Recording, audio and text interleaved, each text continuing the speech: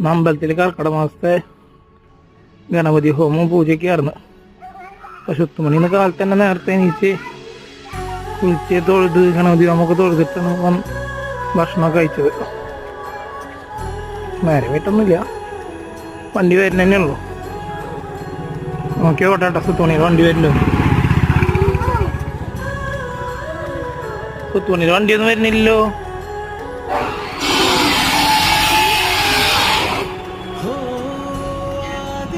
ഇതെന്തോണ്ണി അമ്പലത്തിലെ എന്തായിരുന്നു? പോയി തൊഴുതില്ലേ? നല്ല കുട്ടിയായിട്ട് ഗണപതി ഹോമൊക്കെ രണ്ടു കുട്ടികളും ഗണപതി ഹോമൊക്കെ തൊഴുതിട്ടാണ് വന്നിരിക്കുന്നത്. ഇന്നലെ എന്താ ചോദിച്ചു ടീച്ചർ?